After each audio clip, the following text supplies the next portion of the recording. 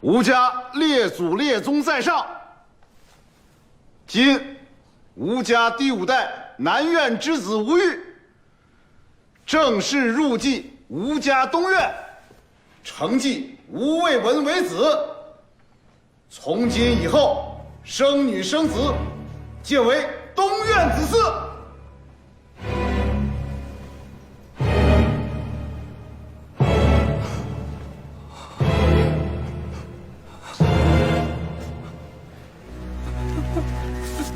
娘，这是儿子的生辰八字。不是我，不是我！谁啊？这是？少奶奶，你放了我吧，我一时糊涂，我错了，你放过我吧。宝来，胡说八道什么？太太太，宝来，你疯了！你们都看不见吗？啊，他在那儿啊，少奶奶在那儿，你们看不见啊？宝来，你疯了！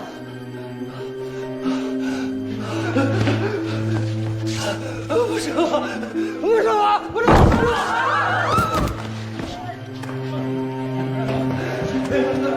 少奶奶，虽然是我害了你，可是我也是受人指使的，哎呀，冤有头债有主啊！饶命啊，饶命！真的疯了！来，只要你说出是如何陷害我的，我就放了你。我说，是姑姑，她叫我把王世军引到那栋偏房，骗他喝下春药，然后再叫少奶奶你也引到那间偏房。待你走进去之后，将门反锁。他们2人真有奸情？没有，都是我胡说八道的。是谁杀了吴聘？是啊！住手！来人，把这个疯子给我拖出去！拖出去！别动！二哥，此地不宜久留，咱们还是散了吧。不，今天这事儿非同小可，我必须弄个水落石出。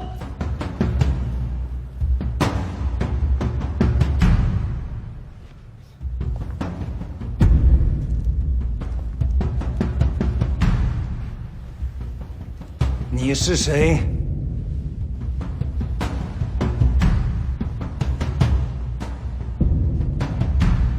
我是周莹。啊！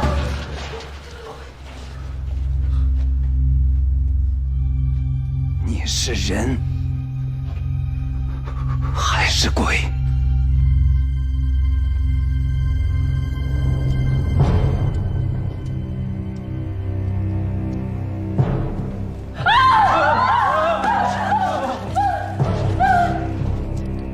我是人。你还活着？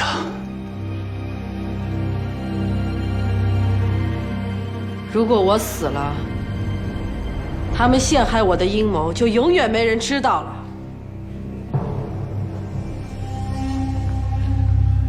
柳氏，刚才宝来说的这些，你怎么解释？二哥，宝来他都疯了，他这话能信吗？可你为什么拿？老爷，西安知府赵大人来了。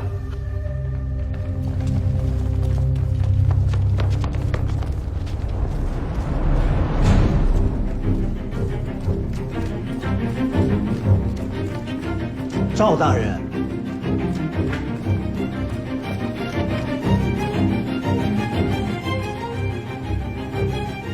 宝来受人指使，谋害主母，吴卫双、刘婉儿威逼他人做假证，害人性命，将这3人统统给我抓起来！是，不是我，是宝来弄的事儿啊！你们抓他呀，怎么能抓我呢？这也跟你有关系。吴卫双，你将我娘捉为人质，威逼我承认和少奶奶通奸，是你害的少奶奶陈塘是你杀了少奶奶。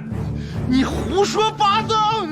我什么时候抓你老娘做人质了？难道孙永泉不是你的手下？难道不是圣逆者指使？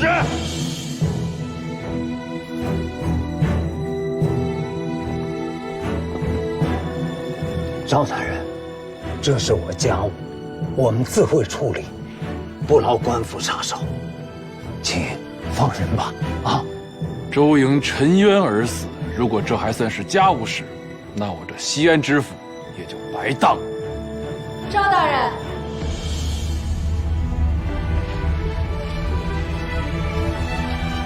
我还活着。你这是？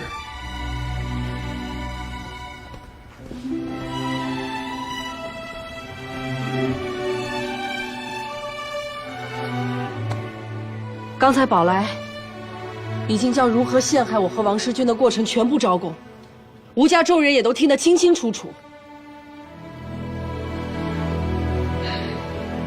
我本是准备为你沉冤昭雪，没想到你竟然起死回生，自证清白。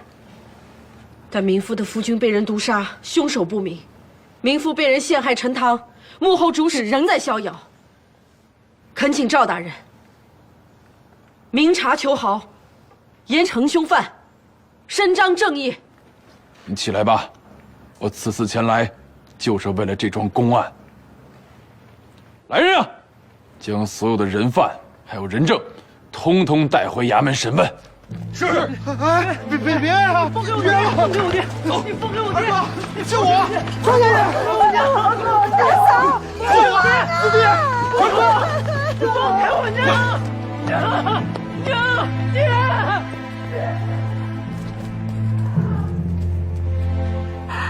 为什么会这样？娘，老人不必，你们6个人在这，我什么都不知道，什么都不懂，我该怎么办啊？周莹，娘错给你了，当初是他错了，你对不起啊！我都没事，娘说的是嫂，娘，大嫂，对不起你，我对不起列祖列宗啊！娘，我真没事儿，都过去了。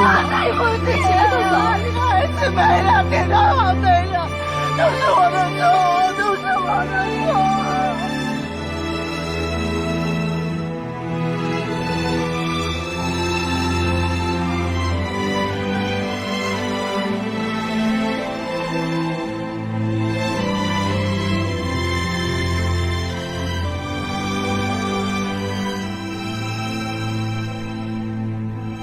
今天一大早，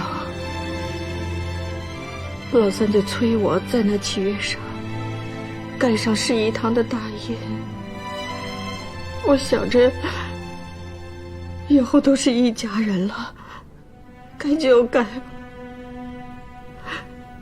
我真没想到是他们害了你。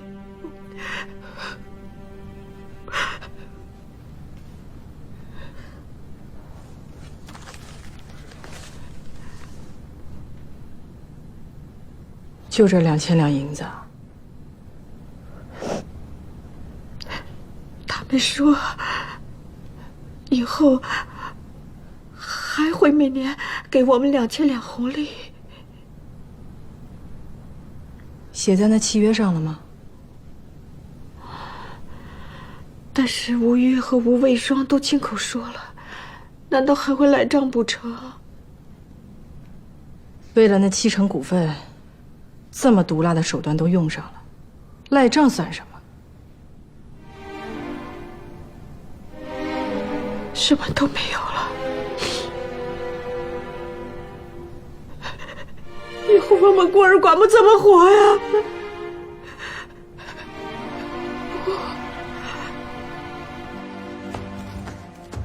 少奶奶，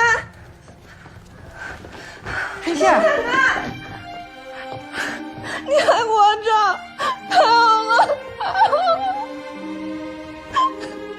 少奶奶回来了，再也没有人能欺负夫人了。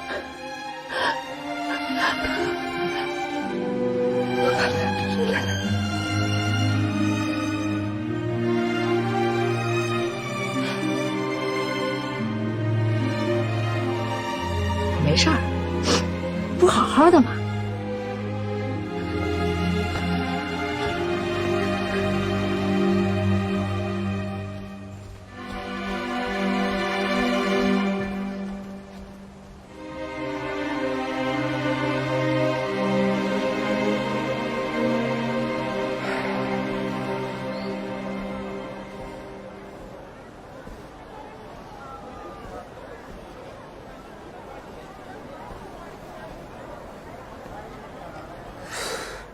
万一这宝来不招，他再次落入吴家人手里呢？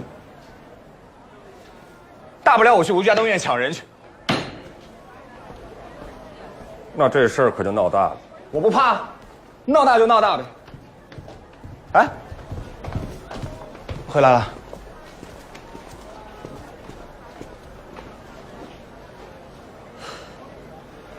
情况怎么样？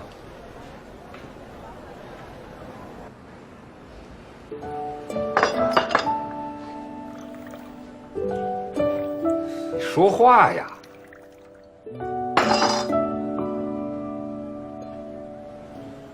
真相大白，洗清冤屈了，是不是？喝一个。好，来干！不容易啊，不容易，真的。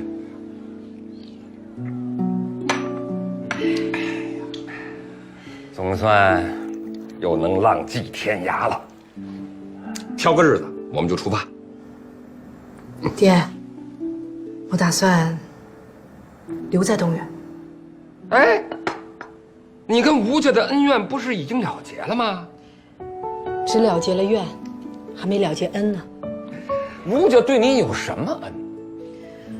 我这辈子最幸福的一段日子，就是在东院度过的。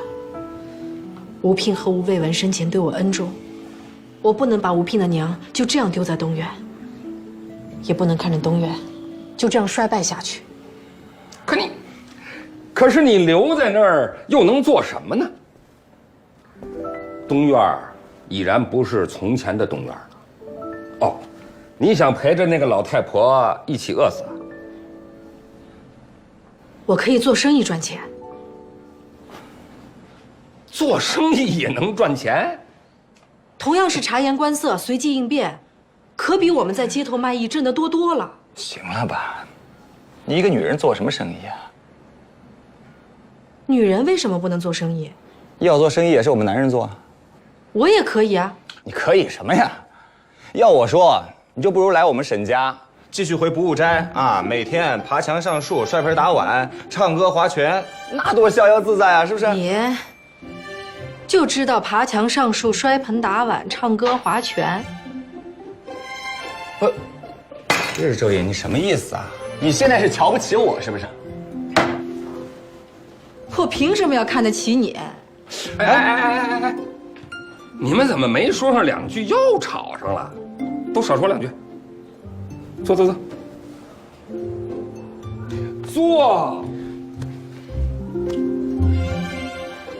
周莹，我给你打个赌啊，就赌做生意。我如果赢了你的话呢，你就得回沈家给我做丫鬟，一辈子让我打着我骂。那如果我的生意超过了你，你就穿着女人的衣服，从泾阳的南门走到北门，并一路大喊：“我输了，我不如女人。”行啊，一言为定啊。哎，四叔，你别走了啊，留下来给我俩做个见证。好啊，这么有趣的赌局，我肯定是看出个结果再走。喝酒。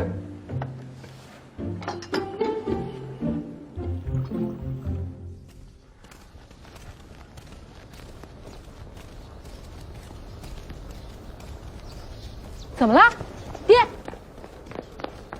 嘿，我打死你兔崽子！别打了，别打了，爹！哎呀，别打了！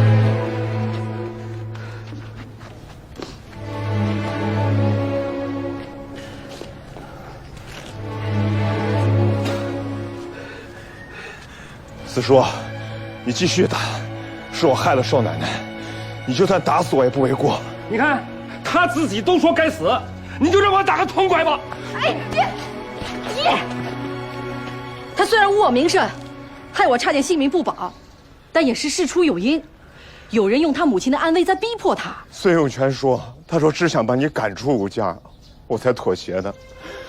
如果我知道他要置你于死地，我就算赔上我全家的性命，我都不会就范的。”王世军，你虽然不忠不义，但也算个孝子，我也侥幸逃得性命，此事就一笔勾销吧。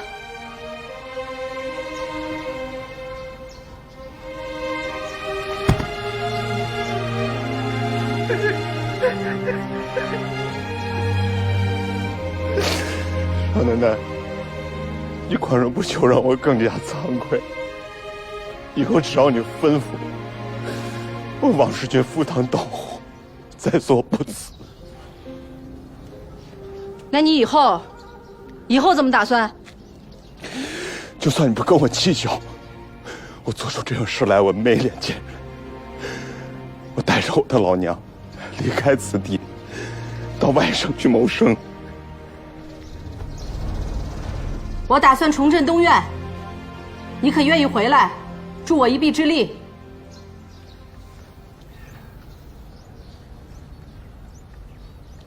我害过你，都过去了。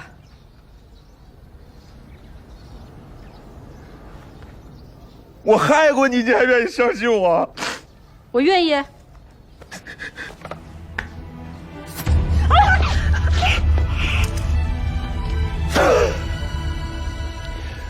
我在此发誓，以后终身效忠周营。如有背叛，如有一心，当如此止。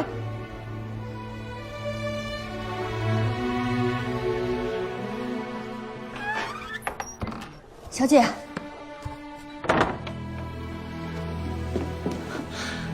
听说吴平不是周莹杀死的，而且他还活过来了。不可能，是真的。这桩奇闻线下整个泾阳都已经传遍了。明明就是他下的毒，害死吴聘的。吴聘少爷是被毒死的，这不假，但是下毒之人却不是他。那是谁啊？这就不知道了。但是听说赵大人已经派人去查了，可是吴聘少爷去世太久，线索都没了，估计跟当年沈家大少爷之死一样，又是无头案。谁说没有线索？明摆着就是周莹下的毒。不是的，但是不，就是他，他骗了吴聘哥哥，骗了吴叔、吴婶，骗了吴家所有的人，现在他又骗了赵大人。小姐，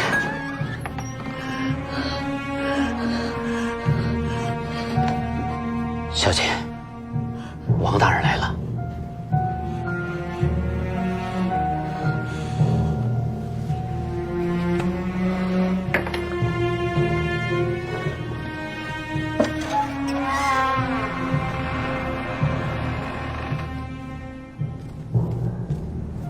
大人，他们来了。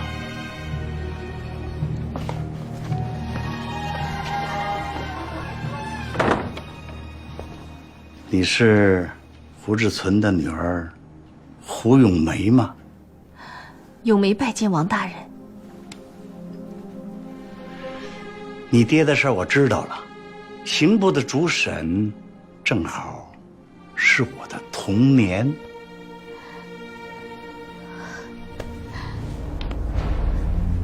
咏梅求大人施以援手，让我爹早日回家。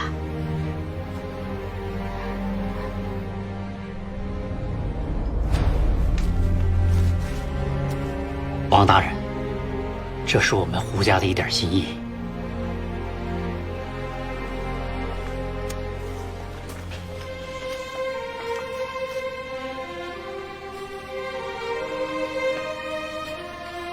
胡小姐，放心吧，你爹没事儿，半个月之内肯定让他回家。谢大人。谢大人。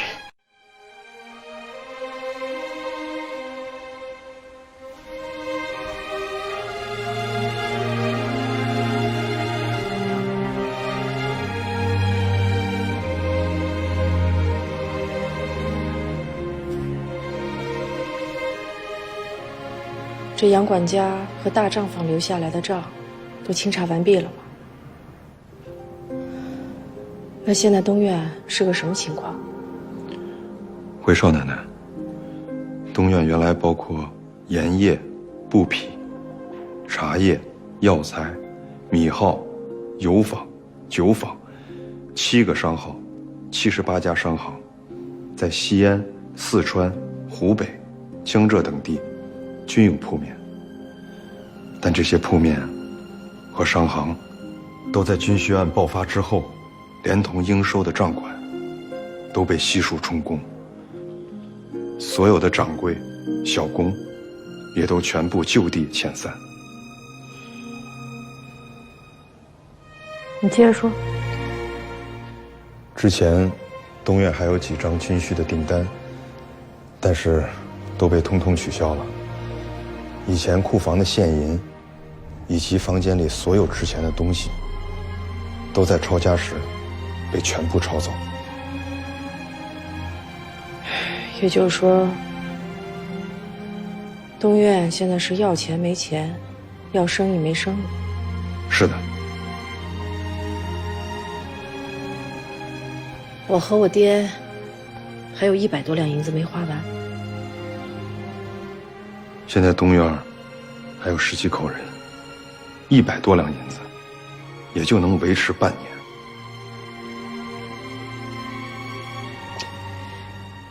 那这3元典当行的股份，还有可能要回来吗？我看了夫人和吴卫双签的契约，没有可能。该死！对了，当初吴卫双诬指你我有奸情，他说到一事，说我偷了吴嫔的砚台，交给你去典当。那砚台是怎么回事？是少东家交给我的。少东家让我把那个砚台到3元典当行当掉，然后把当票交给他，并且叮嘱我，此事千万要保密，不能跟任何人提起。他为什么要这么做？少东家没说，我也没问。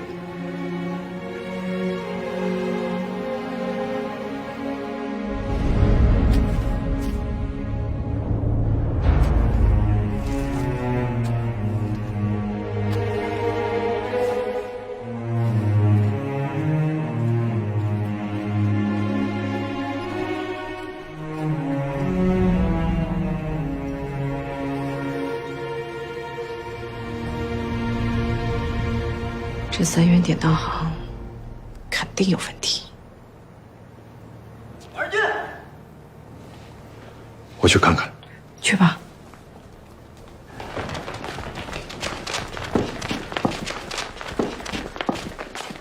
你们怎么来了？周莹也在呀。哎，是少奶奶，少奶奶，别介。少奶奶，我总不忘。你们来做什么？我们听说少奶奶回东院了，你也回东院了，我们也想回东院。是。学徒房都已经关闭了，你们还回来做什么？算账、跑腿儿、管事儿都可以啊。扫地、砍柴、生火做饭、看家护院，我们也都行啊。对，我们都能做。少奶奶确实有重振东院的想法，现在也的确是人手稀缺，只是这东院已经不是从前的东院了，又穷又破又败，你们也都看到了。少奶奶担心的可是薪水，只要能让我们回来，大家一起做事儿，薪水微薄，甚至是没有薪水都可以。对，我们都是这个意思，是不是？是对。谢谢你们。那少奶奶的意思是收下我们了？全收。重振！少奶奶，你尽管吩咐吧。吩咐什么？吩咐我们做事儿啊。让你们做什么？让我想想啊。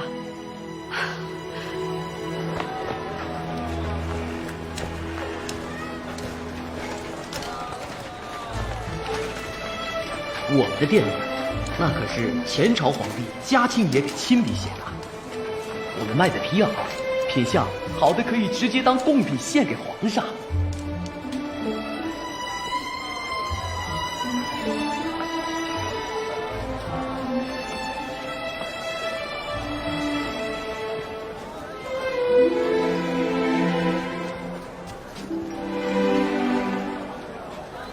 要说这做水烟，我们依林峰如果算是第二，没有哪家敢说自己是第一。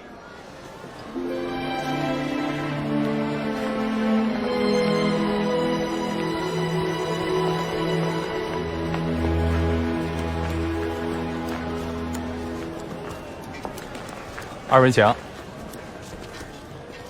京城里的王爷贝勒如果生病了，指明要吃我们宁德堂的药。哟，这么贵呢？好药当然贵了。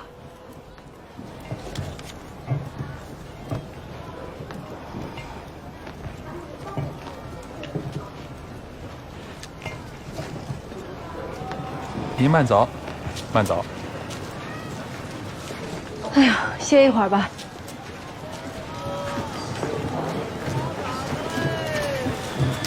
哎，这几条街上的大伤后，我们差不多都做完了。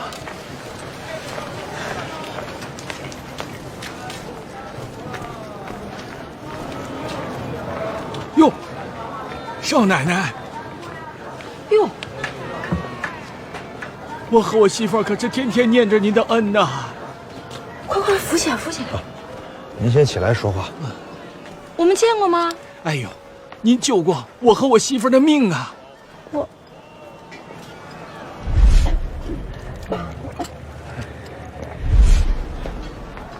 哦，对，你媳妇儿怎么样？好吗？好着呢。你好吗？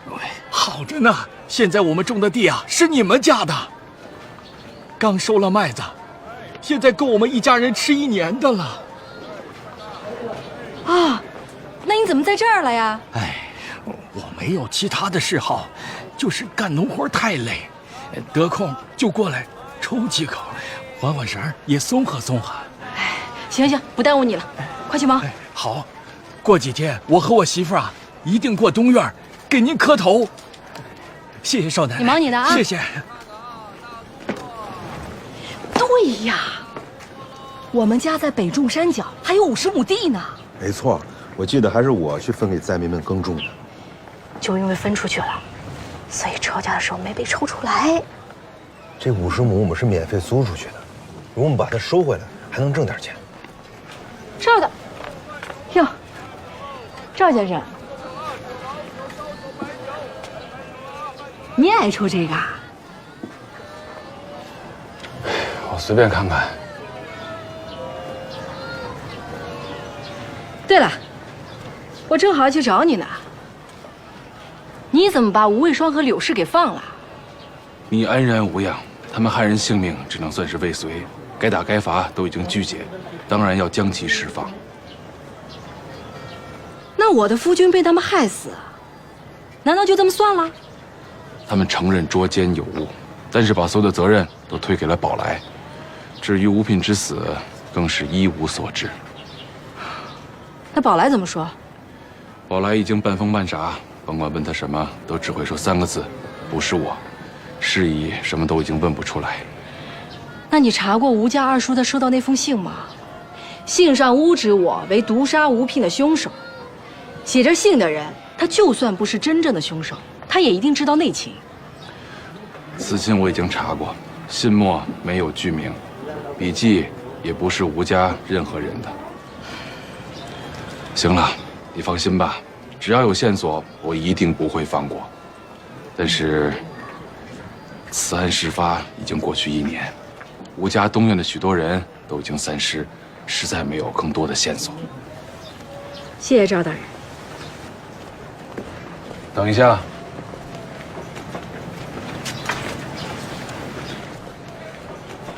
夫人，此次你算是死里逃生，但洗冤之余，可曾反省？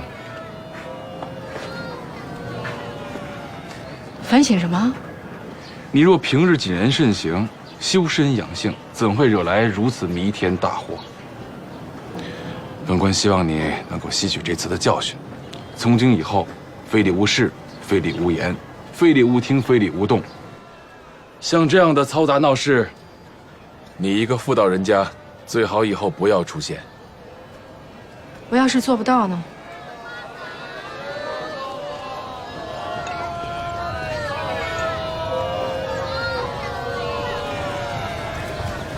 少奶奶，我们现在去哪儿？去那儿看看。去哪儿？你知道那是什么地方吗？戏院呗。这种地方你可千万不能去啊！为什么不能去？大人，我没看错吧？这良家妇女逛戏院，朽木不可雕也，粪土之墙不可污也。我们还是回去吧。来都来了，沉住气。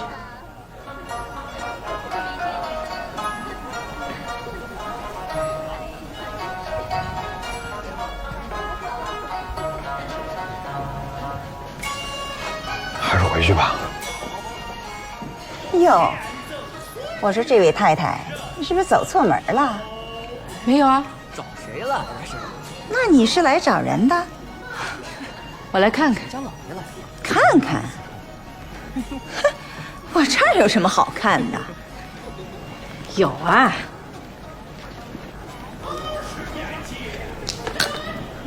哎，你这酒多少钱一壶啊？2两银子。那如果我让这姑娘唱一曲呢？5两银子。哟，这不是千红姑娘吗？哎，如果我要千红姑娘唱一曲呢？哎呦，千红可是我们这儿的头牌，要她唱曲儿啊，最少得20两银子。这位太太，你问那么多，是来听曲儿的还是来唱的？都笑什么笑？你们都别胡说啊！哎呦，那我们就胡唱呗。哎，你这儿一共有多少个？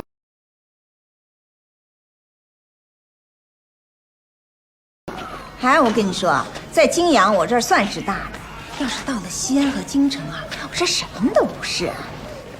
姑娘，来，喝一个。哎，干什么？是我们家少奶奶。来，我们过来这边坐会儿。哎呀，这是什么地儿？春风十里呀，只有姑娘啊，没有什么少奶奶。来，哎，哎呦，还有谁要我陪他喝杯酒的？哎呀，误会呀！霞你真是好身手，哎，要不给你找个谁陪你唱曲的？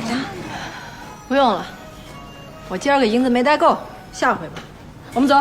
等等，还没唱曲儿呢。千红姑娘，你上回给自己赎身花了多少银子？关你什么事儿啊？头梁未遂呀！闭嘴！笑什么？闭嘴！闪哥，别走啊！好了，我钱还给自己数过呢。对推行洋务，我无不佩服认同，唯独他提出的重烟持禁，我坚决反对。我想这也是为了以土抵洋。近10几年来，洋鸦片固然绝迹，白银外流已经减少，税收也增加了不少，但是，对于官吏、市民、便兵、须役，甚至是妇人女子，尽皆沾染鸦片。长久以往，国将不国。大人莫非要在关中地区推行禁烟？我有此意已久。但是全国烟毒泛滥已是不争的事实。大人此举仅凭一人之力，所在也不过关中一地，能够改变多少颓势呢？为国分忧，哪有量力而行？只能尽力而为。那大人打算从哪里入手？我打算以禁重为主，禁息为辅。只是重罂粟所得利，乃是重稻麦之10倍，小民趋之若鹜，要其掉头，只怕十分的困难。你所虑极是。这3元典当行是要不回来了。重新开一家，至少得要2万两银子。开茶行、皮货铺，人家都是从前朝开始的生意，我们做不过人家。这卖水烟，我们都没做过，不懂。开饭馆，没个手艺好的厨子不行。关中禁烟倡议公告书，年来吴国禁烟之令，不啻3令5申。哦，对了，这禁烟的章程贴出去，民众反应如何？据我所知，大多数民众都说赵大人真是办了一件大好事。不过也有人跟大人唱对台戏。谁？我听说，有人刚刚把北中山脚50亩麦田改成了罂粟田，正准备大干一场。哦。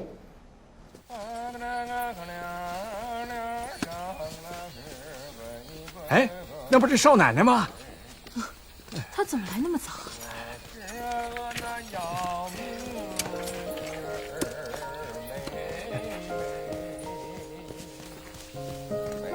哎呦，你是少奶奶啊？怎么能下地干活呢？德叔啊，我们都劝了半天了，少奶奶，你去歇着吧，这些活啊我们干就行。你们赶紧的，抢着这几天种完种子，明年我们可以再种一茬。等明年我们这地丰收了，我就自个儿在家熬鸦片，天天啊，想抽多少就抽多少，再也不用去那黑心的烟馆花那冤枉钱喽。老德，我可跟你说清楚啊，我种的罂粟只卖给药店，绝不可以拿来抽。好的，少奶奶，我知道了。哎呦！哎呀！哎呀！哎呦！怎么了？怎么了？哎，摔了一下。哎呀！怎么了？没事吧？啊？哎呦，我这手划破了。哎呀，这么多人呢！这么多人。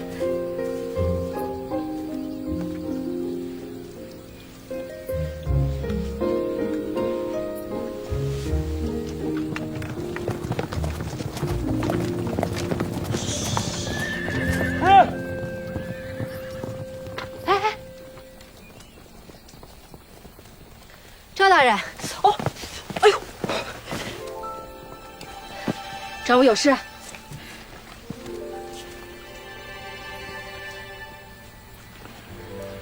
你可看见我今日下的文告？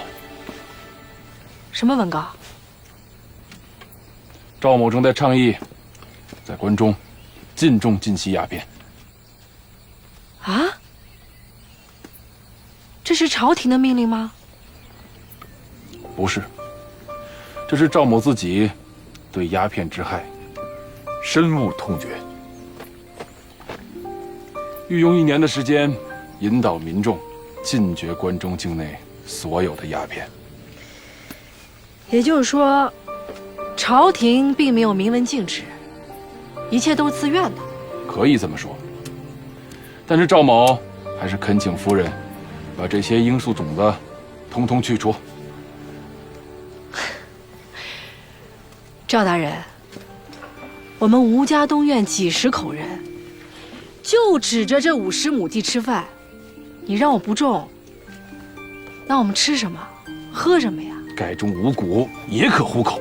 你看看这周围，种这些的何止我们一家，何止这50亩地？你要禁，先去禁他们呀，何必跟我一个弱女子为难呢？谁呀？谁为难你啊？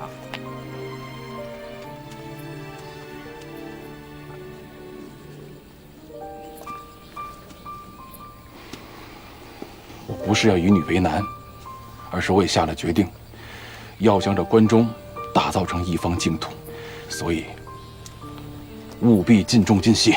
你真要禁种禁吸，就先去禁土药税离的布政使大人，在京抽鸦片的巡抚大人，还有那个开烟馆的道台大人，你跟我一个种药材的老百姓较什么劲儿啊？赵大人，要是没别的事儿，我就先去忙了。干活，干活！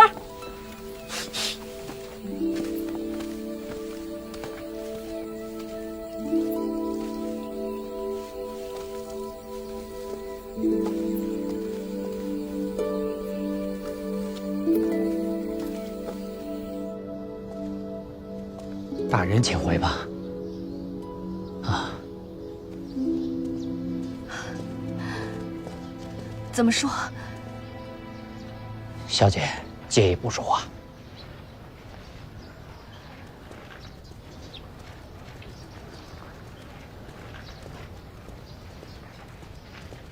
他们说，老爷没事儿。没事儿，没事儿。这大半年都过去了，我们拖了多少人，花了多少钱，得来就2个字：没事儿。那如果真没事儿的话，那人呢？人在哪儿呢？小姐，你别着急，人家说了，老爷的案子还没定论，所以还不能放人。东院的案子都结了那么久了，我爹怎么还没有定论呢？再等等吧。还要等？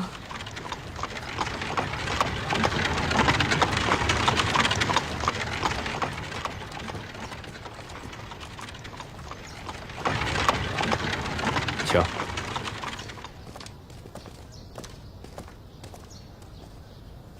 请。请。杜老板，您慢走。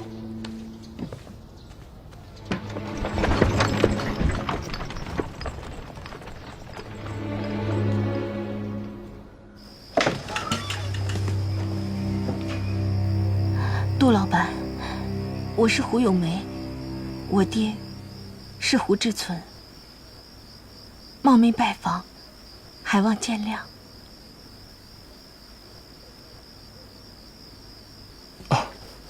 胡小姐，请。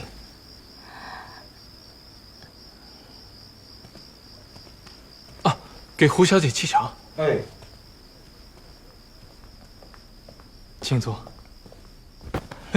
哎，胡小姐，你这是？杜老板，求你救救我爹！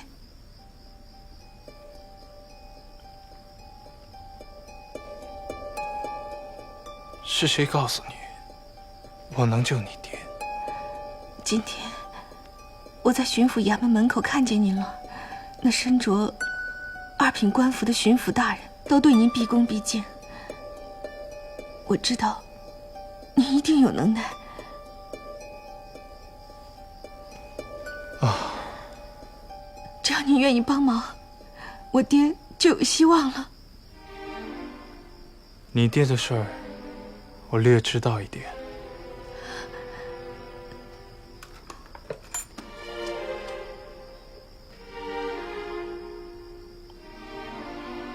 胡小姐，你先回去吧，把这些金子也带回去。杜老板，我会尽力的。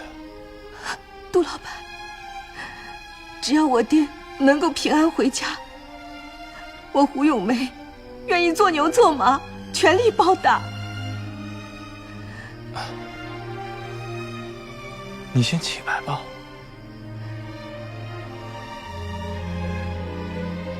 我只要答应你了，我一定不会失信。来，起来。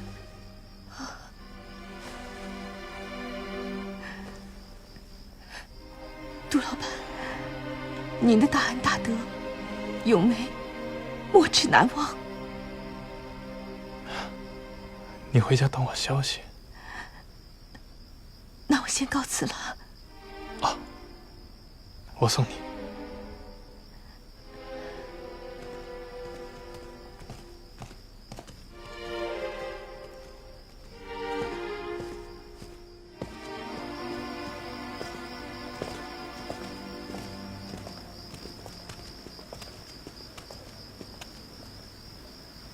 胡小姐，其实我们很久之前见过。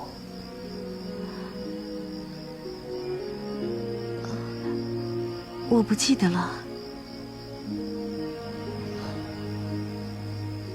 那我爹的事，就拜托您了。您放心，那你们一路小心。压轿。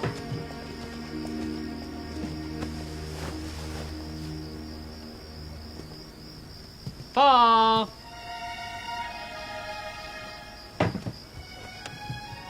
起轿。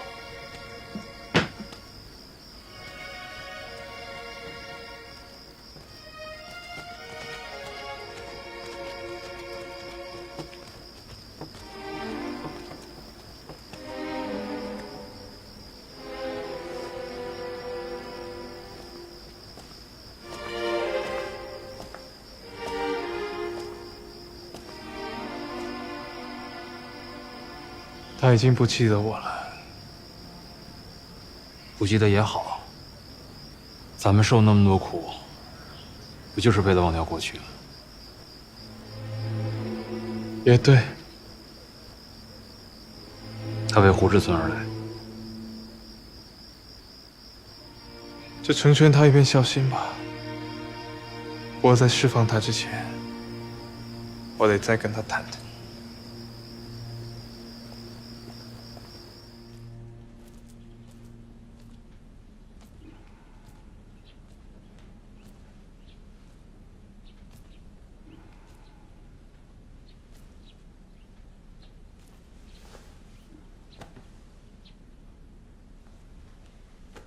老爷，今天感觉怎么样啊？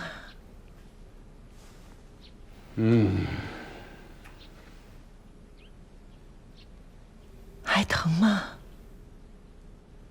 你说呢？都怪那个女人，要不是因为她，这回咱们吃不了这么大的亏。你还说？要怪，只能怪你自己。你说那宝来是你娘家侄儿，人很可靠，结果呢，却是个卑鄙下流胚。胡乱造谣不说，还害了东院没了后，害得我也成了这样。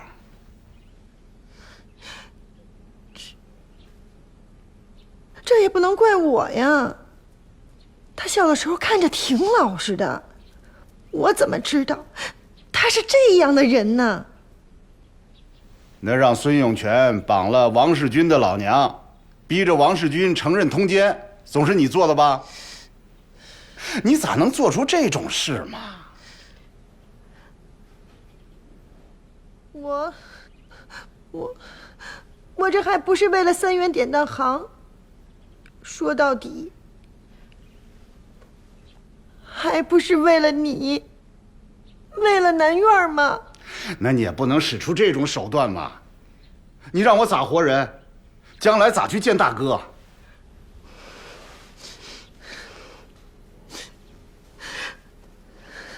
我都还没哭，你倒先哭起来了。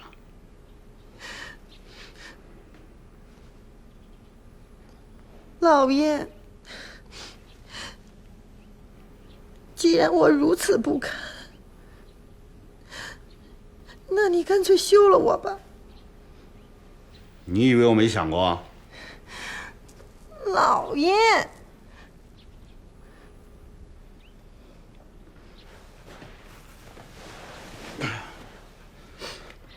好了，别哭了。这种事我做不出来，要把你撵出这个家，这个家也就散了。都是我不好。你也是为了我。其实你才是一直被蒙在鼓里的人。赵白石审的时候，你为何要把全部的事情都往自己身上揽呢？我要是不揽在自己身上，那赵白石就要打你。这几十板子下去，我都成了这样，换了你，还能活命啊？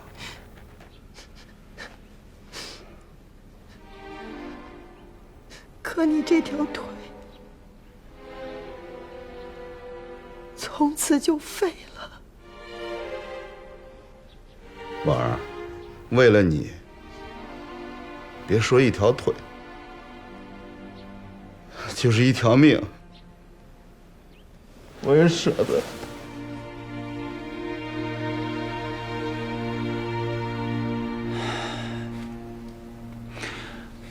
周英啊，你被冤枉这事儿，我和你四叔对不住你呀。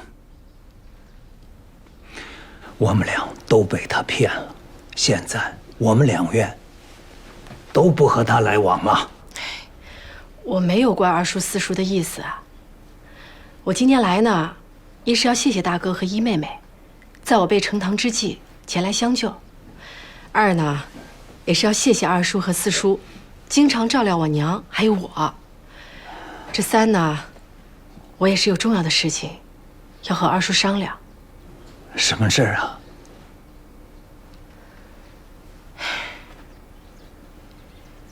这一段时间来，我最耿耿于怀的就是吴聘的死。二叔，你说究竟谁会对吴聘下毒手？哎呀，吴聘的性子我是最了解，他为人宽厚，处事平和，我还真想不出会有谁会对他下手。是呀，我这想来想去，只剩下一种可能，那就是吴聘的存在威胁到了某些人的利益，所以他们必须要把他给除去。他们谁呀？吴聘临死前一直在暗中调查三元典当行。三元典当行？他假说路过，前后几次走进三元典当行，也曾在三元典当行对面的包间里一坐就是一上午，还让王世军拿着砚台去秘密当掉。那他查到了什么？我不知道他查到了什么，我只知道，在这之后的几天，他就死了。而巧合的是，后来南院诬陷我，将我沉塘，害我流产，也都是在我提出要将三元典当行收回来自己经营之后。你是想说，你和吴聘夫妻两人一碰三元典当行就遭遇非命，绝非偶然？那三元典当行东院曾经占股70%，但我听说一年红利最多也就2000两，三叔占股1成，那更加少得可怜。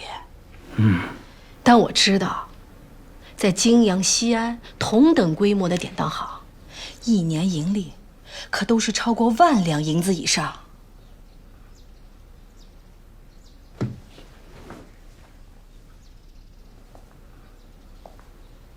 二叔，如果我的推测是假的，那再好不过了；如果我的推测是真的，那下一步危险的可就是西院，可就是二叔你了。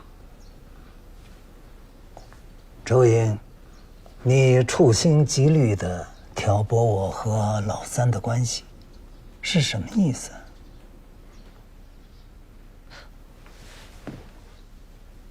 我的意思很简单。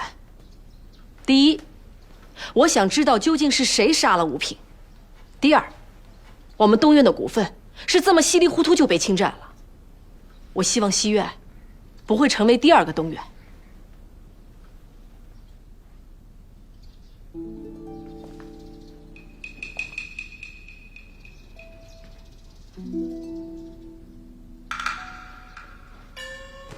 哎，你看，这是我刚刚当完我家青丝瓶给我的那个当票。你看，我是真没想到我家的青丝瓶这么值钱。三哥，这玉扳指上回还当了500两，这次怎么只有400两？行吧，你这哥都叫了，500就500吧。可是利息还是老规矩啊，1分2。三哥，1分就够了吧？不是你这，三哥，拿了银子，我请你喝花酒去，还找上回那个百媚姑娘。这秦商走天下就是一句话，咱们是弟兄，妥了。啊，稍等一下，我给你开票。来，票帮你收好啊，回见。下一个，这谁？啊，放那边，小心放。我想问一下，有什么好问的？带烟的锅是吧？我看一下啊。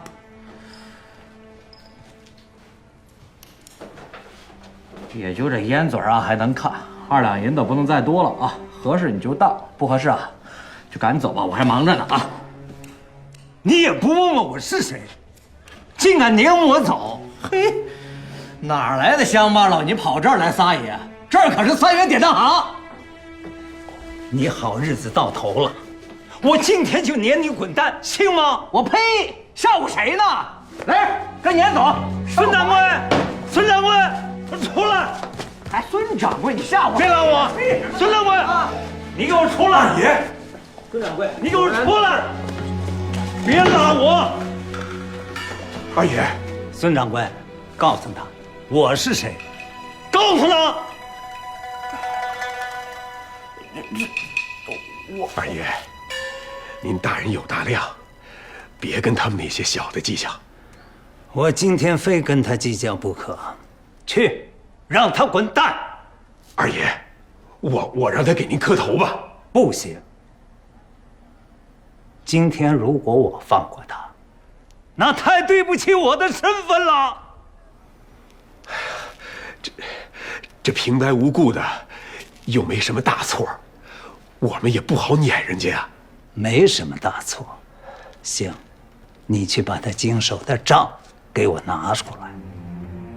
我就不信凭我找不出他的毛病。去呀！你稍坐。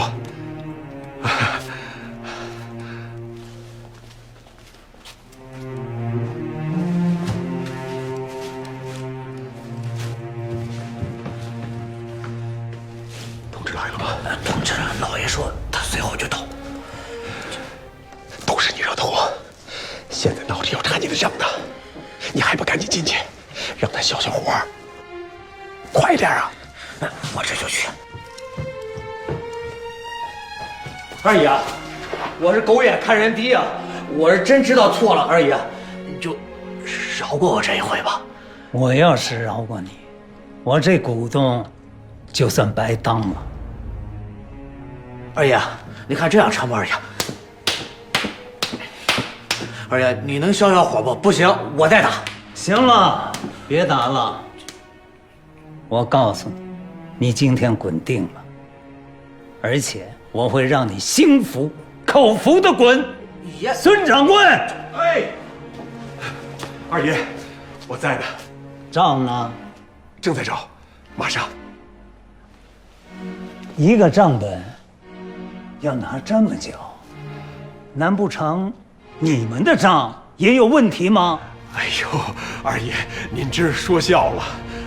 二哥，哟，老三来了，来，给三爷拿把椅子。不，咋了，二哥？老三，哎，你哥我今天让你的手下给欺负了，你说这账怎么算呢？哎呦，好我的二哥了！哎呀，你跟个下人置啥气啊？走，我请你吃饭，好好陪你喝几杯，再给你赔个不是。走，我气都气饱了，不吃。二哥，走吧。老三，我问你，这典当行，你多久来一次啊？我常来啊。冬至前我还来喝过茶呀。冬至前啊，那是半年前了，这大半年你就没来过啊？那我告诉你，真得查账了。这每个月30号，我都把账目送到老爷府上。是，我说的不是收支盈亏的大账，我说的是把所有的货、现银、存票全部查一遍。那这太麻烦了，至少得耽误10天半月，1个月也得查呀。不用这么搞吧，老三啊，我实话告诉你，今天我生气，还不完全是这小子怠慢，而是因为就这半炷香的功夫，我发现典当行有规矩不守，有法则不遵，一片散乱，一片混乱。崔永全，你这掌柜是咋当的？最近是有点松懈，我马上整顿。要整顿，那就先从账目开始。账目清了，一切就有谱了。你说的也是，老爷啊，查账没问题，只是现在正赶上月中，到处都忙啊，缺人手。等到月底清闲一点，咱们彻底查一查。那没关系，我账房上人有的是，我让他们来帮忙，就不劳烦西院了吧？我们西院也是股东，这么多年，我们光拿钱不出力也不合适啊。这一次啊，就让我们西院静静心吧。老爷，行了，就听二哥的，你们的人来查账。不过我话说到前头，你的人我不管饭。老三啊，放心吧，我们自己管饭。二哥，不生气了吧？今天啊，你要是好好的请我一顿，那我就不生气了。二哥，今天算我的，请。来，我搀着你。走了，二哥。我今天啊，好好的发了一顿脾气，最后逼得老三同意查账。有眼不识而输，也的确该他们挨骂。哼，我跟老三已经说好了，明天一早就带着西院的账房去典当行。他很爽快就答应了。老三这个人呢，我知道，没心眼，没心机，所以说，你说什么呢，他都能听进去。我觉得3元典当行的事儿，他多半不清楚。二叔是觉得是孙掌柜一人在捣鬼？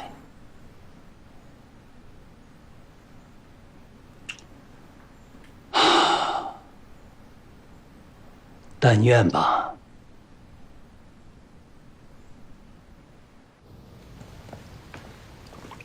行啊，你留步，那我就先走了。二叔慢走。哎。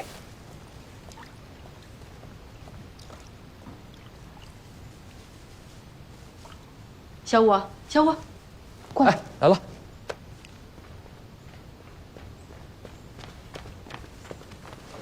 少奶奶，有何吩咐？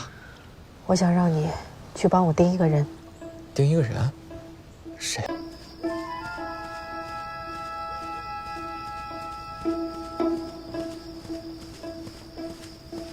婉儿，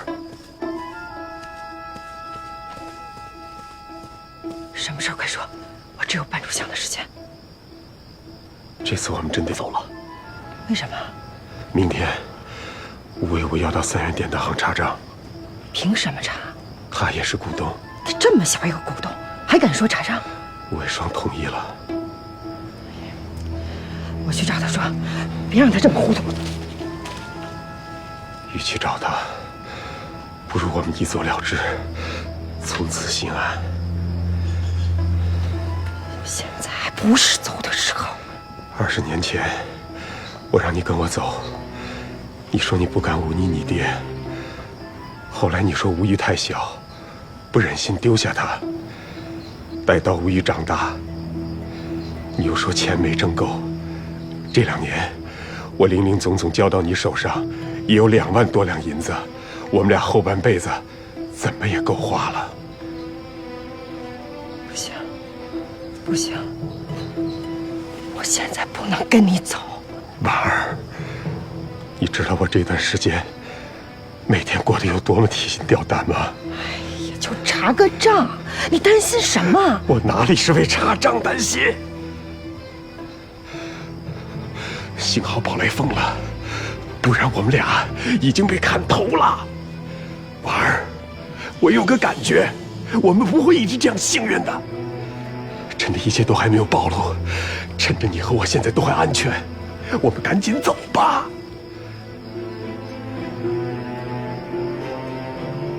婉儿，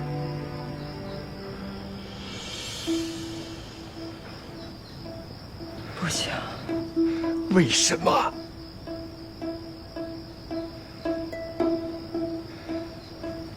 你是舍不得无畏说？我要是舍不得他，我何苦在你身上用情啊？那，你就是舍不得他的银子。婉儿，20年前，就是他的银子把你给拐跑了。难道20年后，我还是敌不过他的银子吗？你干什么去？你干什么？你干什么？你干什么？你疯了吗？我是疯了，我是疯了。我要是不疯，怎么会爱你爱到如此地步？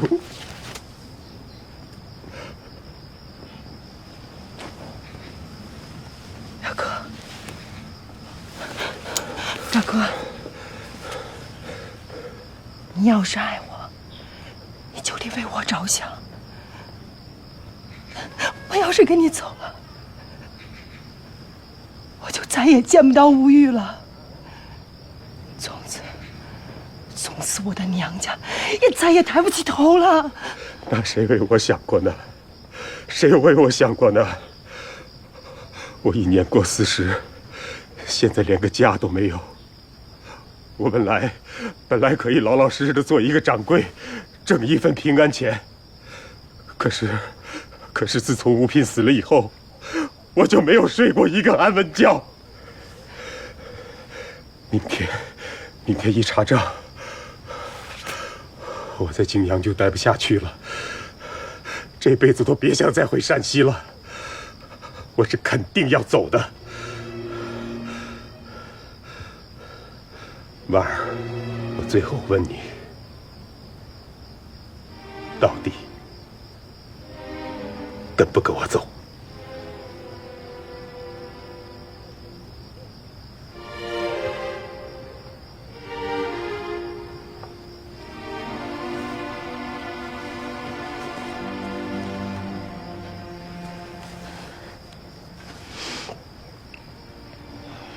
行，我跟你走。好，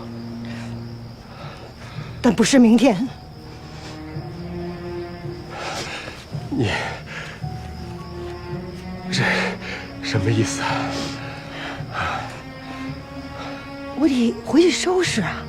你给我那些钱，我有一部分拿出去放水了，我得收回来。这样，表哥，你先走，我随后就去找你。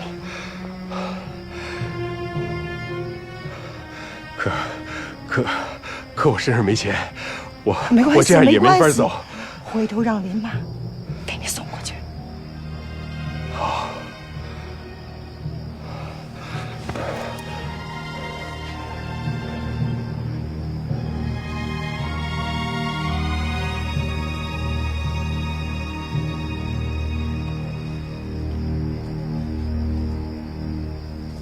小心点儿。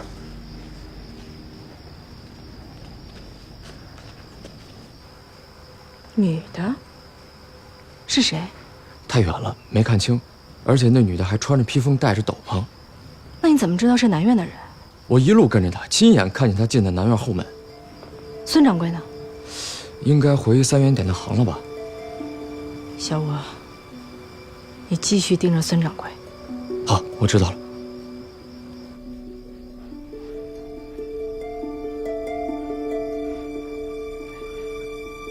婉儿，娘，娘，这黑灯瞎火的，你腿又不方便，还跑出去？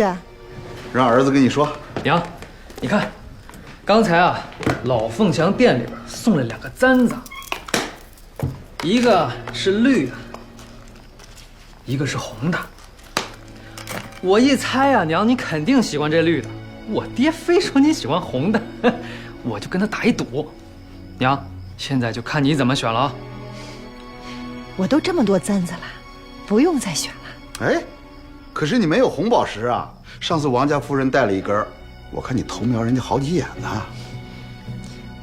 还是你有心。娘，别听我爹的，你快选吧，我还等着挣我爹的银子呢。选红宝石的，过2天我过寿，刚好带出去。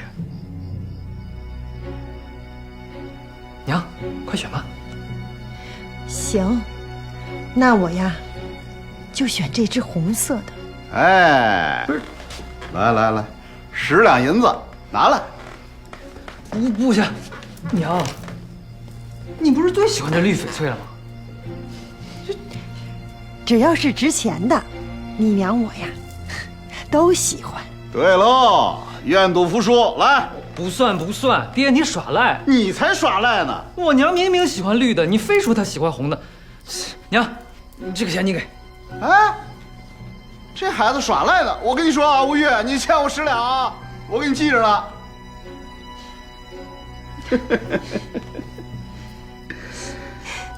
你帮我戴上。好。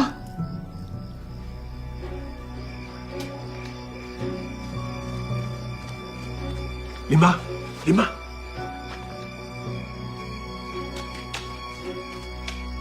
孙掌柜，可算把你等来了。这小姐让我给您送来的，她让您去富平张桥等她，最迟3天就去与您会合。我家小姐还有一句话，她说，既然要走，就清理干净再走，什么也别留下。明白了。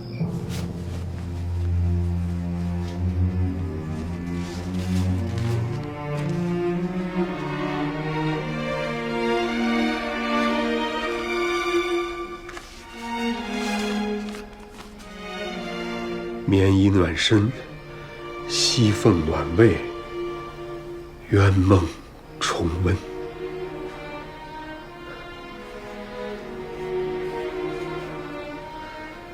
婉儿，我等你。